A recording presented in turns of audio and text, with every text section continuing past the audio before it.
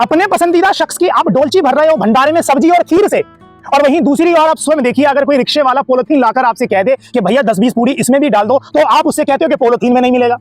जिन भंडारों को आप अपने पितरों की खुशी के लिए कर रहे हैं, ऐसे भंडारों से तो आपके पितर और नाराज होंगे। वो ऊपर से देख रहे हैं, क्या देख रहे हैं कि मेरा बेटा इतना भ्रष्टाचार कर रहा है भंडारे में कि पसंदीदा शख्स की इतनी चापलूसी कर रहा है, और जो ईश्वर के लोग हैं उनको डांट कर पीछे कर दे रहा है।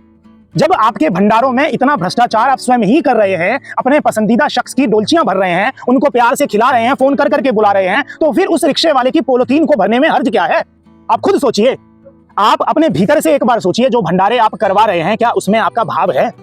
क्या आप ईश्वर को खुश करने के लिए वो भंडारे करवा रहे हैं, पितरों की खुशी के लिए वो भंडारे करवा रहे हैं, या उनसे डरे हुए हैं इसलिए करवा रहे हैं कि वो आपका बुरा ना कर दे? आप खुद बताइए जरा एक बार। और फिर आपने जिस रिक्शे वाले को भगाया है, अगर उसमें ही ईश्वर होते, वो चेक करने आ गए होते, तो फिर आप क्या कर लोगे? ईश्वर को तो आपने नाराज कर दिया। चलिए ईश्वर ही नहीं आए तो ईश्वर के लोगों को आप नाराज कर रहे हो। आपका दो तरफा भाव है, और फिर आप ये चाह रहे हो कि ईश्वर इससे खुश हो जाएंगे। जिन पितरों से आप डर रहे हो, आप खुद भी सोचिए कि उन पितरों ने कभी आपका बुरा चाहा ही नहीं है। आपके दादा आपका बुरा चाहेंगे, आपके पिता आपके बुरा चाहेंगे, आपकी माँ जो चली गई वो आपका बुरा चाहेंगी। आपके जितने भी पसंदीदा शख्स हों, उनसे एक बार अगर आप ये कह दें कि भाई दोस्ती अपनी जगह है, भंडारे में लाइन में लगकर ही आना पड़ेगा, सबको नीचे बैठ के ही खाना पड़ेगा, अगर वो नाराज हो जाए तो होने दो। उनकी खुशी के चलते आप ईश्वर के लोगों को नाराज कर दे रहे हो, और फिर आप सोच रहे हो कि आपके पितृ खुश हो जाएंगे।